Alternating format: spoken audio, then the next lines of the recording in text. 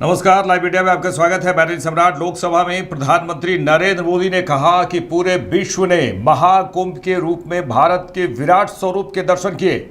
सबका प्रयास यही साक्षात स्वरूप है। उन्होंने कहा कि सबका प्रयास इसमें देखा गया। प्रयागराज के जो वहाँ पर निवासी हैं, जनता है, उनका धन्यवाद उन्होंने किया। उन्होंने कहा कि यह जनता जनार्दन के संकल्पों के लिए, जनता जनार्दन की श्रद्धा से प्रेरित महाकुंभ था। उन्होंने कहा कि महाकुंभ में हमने हमारी राष्ट्रीय चेतना के जागरण के विराट दर्शन किए। मैंने लाल किले से सबका प्रयास के महत्व पर जोर दिया था। पूरे विश्व ने महाकुंभ के रूप में भारत के विराट स्वरूप के दर्शन किए। सबका प्रयास का यही साक्षात स्वरूप है। ये जनता जनार्दन के संकल्पों के लिए, जनता जनार्दन की श्रद्धा से प्रेरित महाकुंभ था।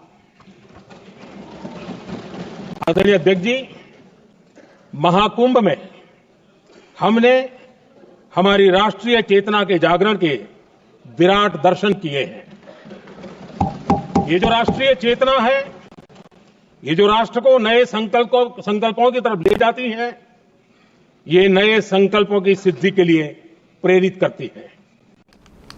चलिए आगे बढ़ेंगे, आपको तस्वीरें दिखाएंगे जहां महाराष्ट्र के नागपुर में किस तरह दो समुदायों के बीच विवाद हुआ, झड़प हुआ।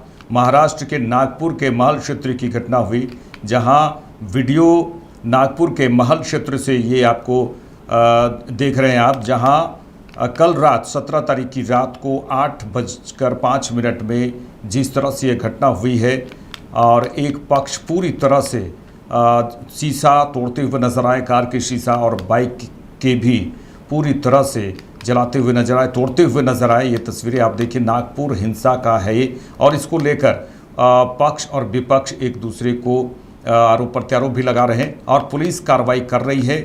पुलिस अभी तक बता दें आपको कि 50 लोगों को गिरफ्तार किया गया है। इस मामले में 50 लोगों को गिरफ्तार किया है और इसको लेकर कई बातें भी सामने आ रही है कि आखिर क्या मामला हुआ कि इतनी बड़ी जो हिंसा हुई नागपुर हिंसा में। और बीजेपी विधायक प्रवीण दटके ने भी कहा कि ये पूरी तरह से निंदनीय है। महाराष्ट्र के सीएम ने भी कहा कि ये निंदनीय घटना है।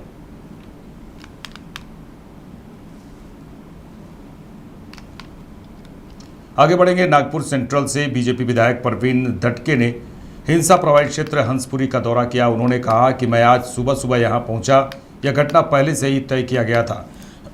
17 मार्च की बात करें तो 17 मार्च सुबह, उन्होंने कहा कि 17 मार्च सुबह एक आंदोलन के बाद गणेश पेट पुलिस स्टेशन में घटना घटी, फिर सब कुछ सामान्य रहा। शाम में भीड़ सिर्फ हिंदुओं के घरों और दुकानों में प्रवेश किया। पहले सभी कैमरे तोड़ दिए गए और फिर हथियारों के साथ हिंसा की गई। ये सब पहले से तय दिख रहा।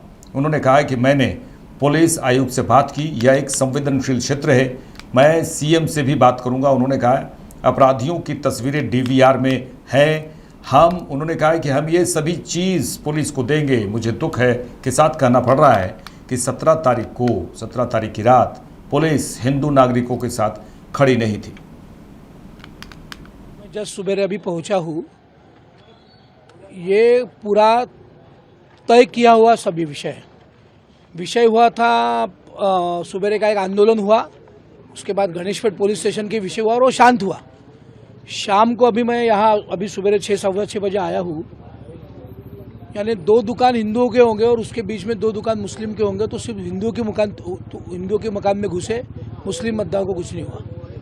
वो ठेला दिख रहा है आपको वहाँ, एक मिनट, वो दवाखाने के पास एक ठेला दिख रहा है, एक मुस्लिम बांधव का है, उसको कुछ नहीं हुआ। उसके बाजू में एक बूढ़ी माँ का ठेला था, वो टूट गया।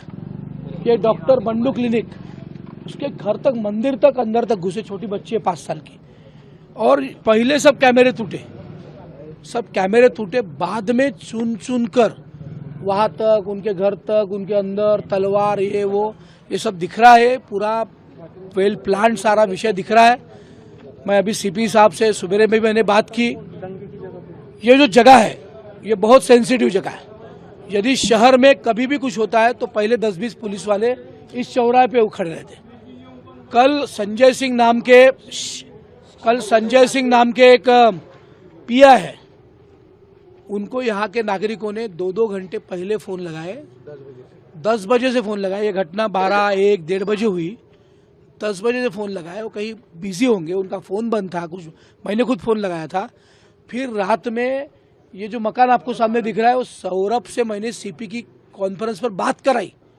उसके बाद आधे घंटे में पुलिस आई, तब तक ये सब खत्म हो गया था। यानी ये दीदी रेंगेते मेरे बाजू में है, रो रही थी फोन पर। बाद में इनका फोन आया, बच्ची भी रो रही थी। बाद में इनका फोन आया कि अभी पुलिस आई। तो ये वेल प्लान घटना थी। मैं माननीय मुख्यमंत्री जी से भी अभी बात करूंगा। मैं नागपुर अभी पलटे आया हूँ। माननीय पालक मंत्री विशेष विमान से अभी 9 बजे पहुंच रहे हैं। जिन्होंने ये घटना की उनके सारे फोटो इनके डीवीआर में सब है। ये सारे हम पुलिस को देंगे, सारे के सारे। यहाँ सामने गीतांजलि स्क्वायर पर इलीगल ट्रैवल्स का व्यवसाय चलता है। महानगर पालिका के जगह पर सर्विसिंग सेंटर खुले, एक गीतांजलि टॉकीज बंद थी, वहाँ अंदर सारा अतिक्रमण एमडी ये वो सब चलता है। यदि ये सब बंद करना होगा तो पुलिस को कड़क एक्शन लेनी पड़ेगी। और मुझे दुख के साथ कहना पड़ता है कि कल पुलिस यहाँ के नागरिकों के साथ, हिंदू नागरिकों के साथ नहीं थी। इसका कारण मुझे नहीं मालूम, लेकिन बहुत कम संख्या में थी। और संजय सिंह जैसे पिया है जो नागरिकों की बात नहीं सुन सकते। बाकी सारे मार्केट 10 बजे, 10:30 बजे, 11 बजे बंद हो सकते, तो मोमिनपुरा का भी मार्केट बंद हो सकता। लेकिन तहसील पुलिस स्टेशन के साथ जो यहाँ के लोग कह रहे हैं कि उनके सारे लागे बांधे हैं, तो मैं सीपी साहब से आज अनुरोध करता हूँ कि वो खुद आके बैठे, इन सभी नागरिकों से बात करें और तुरंत इस पर कार्रवाई करें। यदि कार्रवाई नहीं होगी तो एक अगला कदम सारे हिंदुओं को भी उठाना पड़ेगा और वो मजबूर होंगे। बस इतना ही मैं आपके माध्यम से। कल आपने आरोप लगाया था इसमें कुछ बाहर के लोग भी शामिल हो सकते। बहुत सारे जगह पे बाहर के लोग, यानी यदि ये मोमिनपुरा बस्ती से नजदीक है तो उधर से भालधरपुरे से आ रहे, उधर हसनबाग से आ रहे, यहाँ के लोग वहाँ जा रहे। और मुझे ऐसा बताइए, इस रोड पर मुस्लिम बांधवों की भी गाड़ी लगती है हर रोज, पार्किंग यहाँ होता है, कल कोई पार्किंग नहीं था। इसका मतलब क्या है? इसलिए सारा प्लानिंग के साथ हुआ है, ऐसा आज प्रथम दर्शन दिख रहा है। मैं खुद साइड पे खड़ा हूँ, आप सारी जली हुई गाड़ियाँ, महिलाओं से बात बात करने का तरीका, यानी महिलाओं के बारे में बात करने का तरीका, घर घुसने का तरीका। विषय हुआ शिवाजी पुतले के पास, उसका दिन भर चला गणेशपेट पुलिस स्टेशन में, वो खत्म हुआ। रात में वेल प्लान ये हुआ है। मैं सीपी से, माननीय मुख्यमंत्री जी से, माननीय पालक मंत्री अनुरोध करता हूँ कि ये सारा विषय का इन्वेस्टिगेशन करके इन दुकानों के डीवीआर लेके कैमरे तोड़े गए, कैमरे। तो मेरी विनती इतनी है कि इसका आगे बढ़ेंगे। नागपुर हिंसा पर बीजेपी नेता सुनील शर्मा ने कहा है कि ऐसी घटना तो नहीं घटनी चाहिए। जिस प्रकार की घटना नागपुर में हुई है उसकी हम निंदा करते हैं। औरंगजेब भारत में कभी ग्लोरीफाई नहीं हो सकता है। भारत एक सांस्कृतिक देश है, भारत की अपनी संस्कृति है और इसकी सभ्यता पर आक्रमण करके उन मुगल आक्रांताओं ने भारत की संस्कृति को नष्ट करने का प्रयास किया। उन्होंने कहा कि यह देश किसी भी कीमत पर उसे अपना आदर्श नहीं मान सकता है और जो लोग और समाज उसे अपना यहाँ पर आदर्श बनाने की कोशिश करते हैं, मुझे लगता है कि उन्हें आत्मचिंतन करना चाहिए। देखिए, ऐसी घटना तो नहीं घटनी चाहिए। जिस प्रकार का कल नागपुर में हुआ है, वायलेंस हुआ, हिंसा हुई है, उसका हम खंडन करते हैं, निंदा भी करते हैं। औरंगजेब भारत में कभी ग्लोरीफाई नहीं हो सकता है। भारत एक सांस्कृतिक देश है, भारत की अपनी संस्कृति है और जिस संस्कृति, जिस सभ्यता पे आक्रमण करके उन मुगल आक्रांताओं ने भारत की संस्कृति को नष्ट करने की कोशिश की थी, उसको ये देश कैसे अपना आदर्श मान सकता है? कभी किसी कीमत पे भी नहीं। और अगर मानवता का आधार, मानवता का पैमाना लें, वही औरंगजेब था जिसने अपने पिता को बंदी बना के रखा था, कैद में रखा था, पीने के लिए पानी पूरा नहीं देते थे।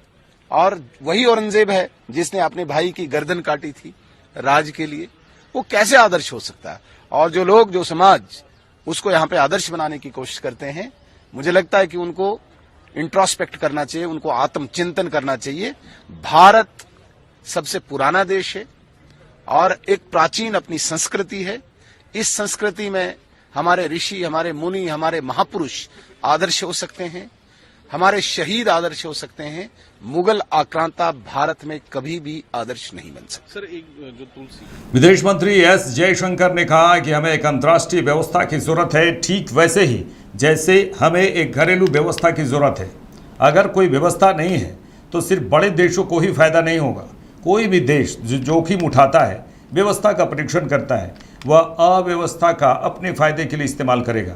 उन्होंने कहा है कि हमने अपने पड़ोस में देखा है कि जोखिम भरा देश बनने के लिए आपको बड़ा देश होने की ज़रूरत नहीं है। हमारे कुछ छोटे पड़ोसी हैं जिन्होंने इस मामले में काफ़ी अच्छा काम किया है।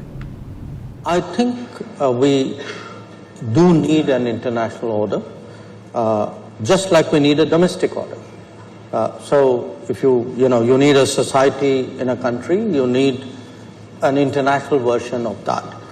And it's not just big countries who will benefit if there is no order. I would argue that any country which will take risks, which will have extreme positions, which would test the system, will actually use disorder to its advantage. I mean, we've seen in our own neighborhood, you don't have to be a big country to be a risky country. I have some smaller neighbors who've done a pretty good job at that. So, first of all, I think we should all, understand the importance of an order. Now, the old order, it was an order. It was a product of its times. But why I felt that its virtues were exaggerated was, I think the rule maker and the rule taker had somewhat different perspectives, because I also said in the same interview, if you were at the receiving end of some of those rules or the application of those rules, we had issues. And let me give you 2 or 3 practical examples. If you capriciously, if it suits your interest, somebody is good, not good, well, I'll make up my mind how they're going to do, and you apply that order to the same country on the same issues differently. Take Afghanistan, okay? So, the same Afghanistan, the same Taliban, which was an outlier, was welcomed in the Doha process, was welcomed in Oslo. Apparently, at that time, people were okay with it. Today, again, we are going back saying, Taliban is doing all these not so good things. Now, if they were doing all of that, what was discussed in Oslo and Doha? You had a British general who described them at that time as, they are country boys with their own honor code. Now, so when it suits you to deal with the Taliban, they are okay. When it is not, they are not okay. You are an extremist today, you wear a suit and tie, you are okay. I think I have a problem with that order.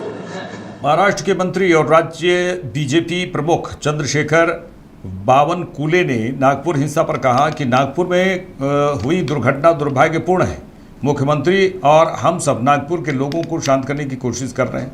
34 पुलिसकर्मी घायल हैं, 45 से 50 वाहनों में तोड़फोड़ की घटना हुई है, 4 से 5 नागरिक भी घायल हुए हैं। सोशल मीडिया पर भी नज़र रखी जा रही है। नागपुर में पुलिस कमिश्नर अधिकारियों से बात कर रहे हैं और ऐसी घटना फिर न हो इसका प्रयास कर रहे हैं। नागपुर में हुई कल की दुर्घटना दुर्भाग्यपूर्ण है। माननीय मुख्यमंत्री जी और हमने सबने रात भर प्रयास कर नागपुर की जनता को शांत करने का हम प्रयास कर रहे हैं। 34 पुलिस इसमें जख्मी है,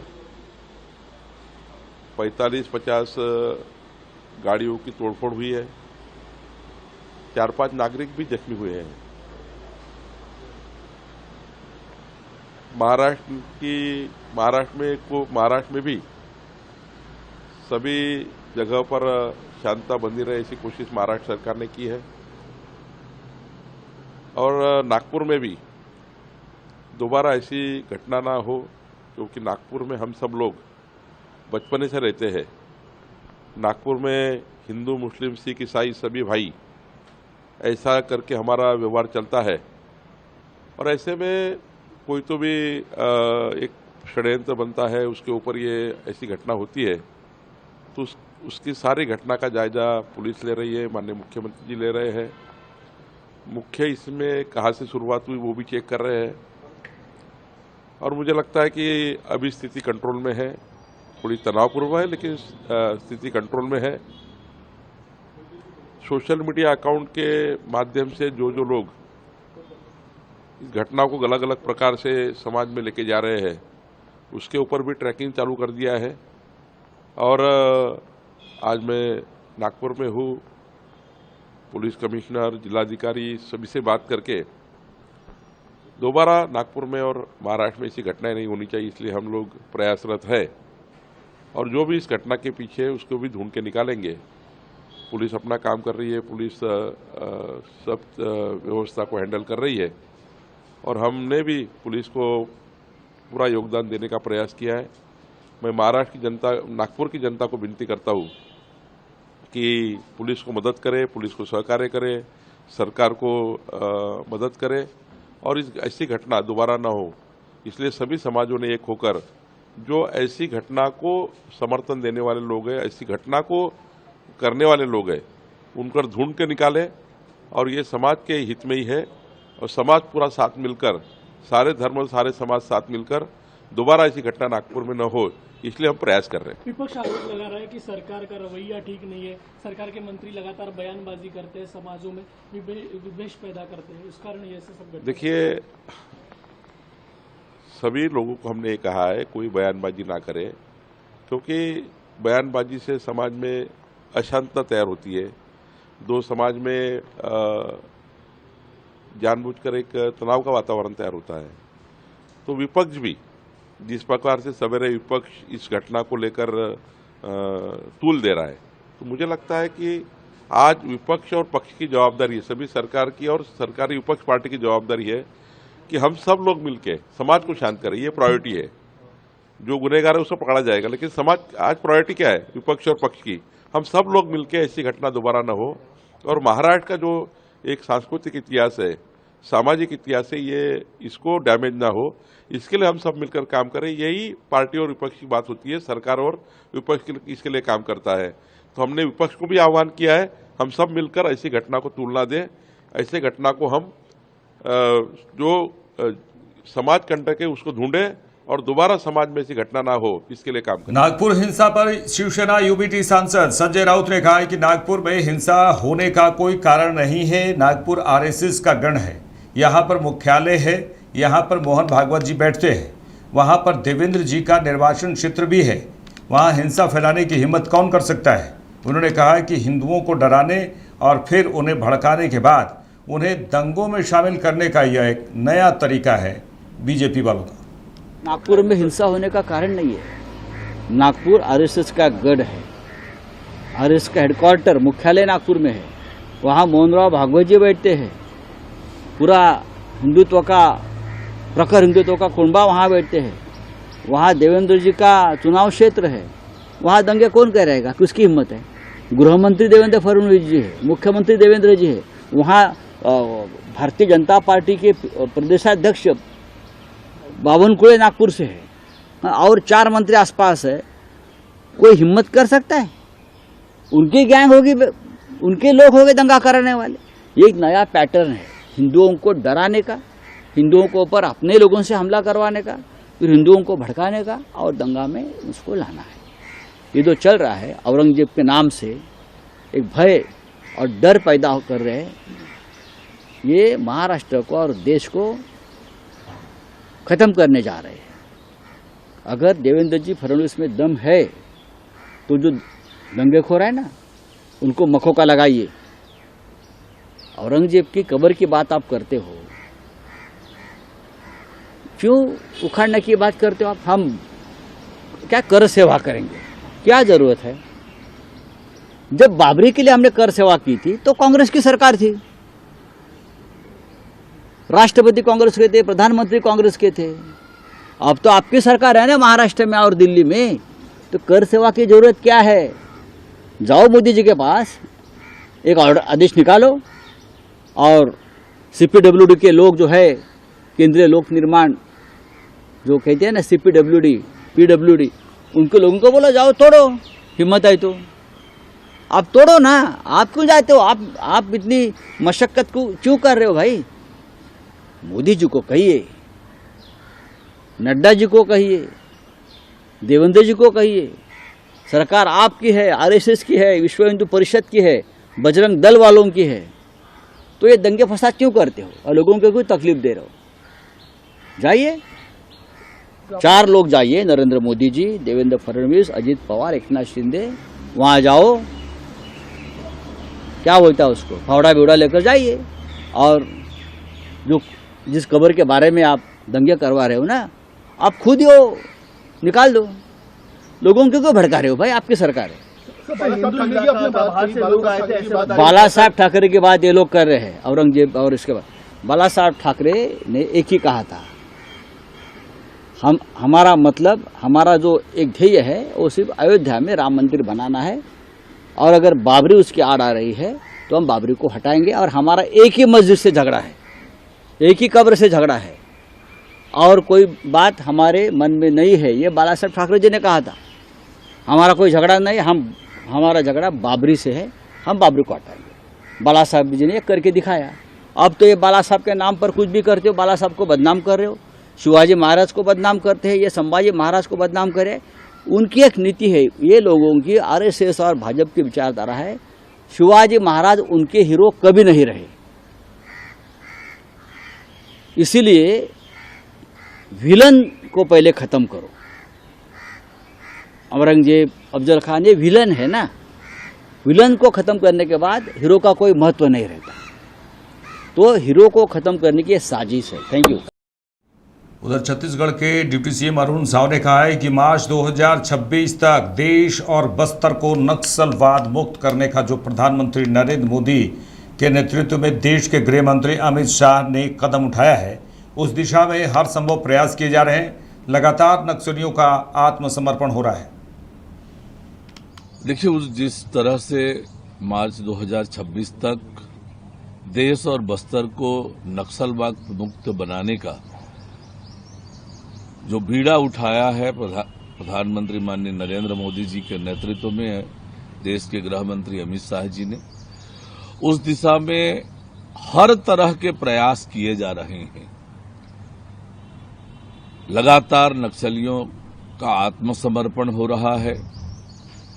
लगातार सरकार ऐसे आत्मसमर्पित जो नक्सली हैं उनके पुनर्वास के लिए काम कर रही है। वहीं लोगों में शांति और सद्भावना बनाने के लिए, लोगों में जागरूकता लाने के लिए बस्तर ओलंपिक, बस्तर पंडूम जैसे कार्यक्रम, और वहीं दूसरी ओर विकास के काम भी लगातार बस्तर में हो रहे हैं। तो निश्चित रूप से नक्सलवाद के मुद्दे पर मुख्यमंत्री विष्णुदेव साय जी की चर्चा देश के गृह मंत्री अमित शाह जी से हुई होगी, और हमने जो अभी पुनर्वास राहत नीति बनाई है उसको लेकर भी जानकारी उन्होंने दी होगी, और जो हमारा आगामी सरकार की योजनाएं हैं उन पर भी उनकी चर्चा निश्चित रूप से होगी। सर, चुनाव संपन्न हो गए हैं, अब क्या मंत्रिमंडल का विस्तार हो जाएगा कुछ दिनों में? बहुत समय से, लंबे समय से चर्चा चल रही है। मेरे साथ इस बुलेटिन में इतना ही। देश दुनिया के तमाम खबरों के लिए देखते रहिए लाइव इंडिया। नमस्कार।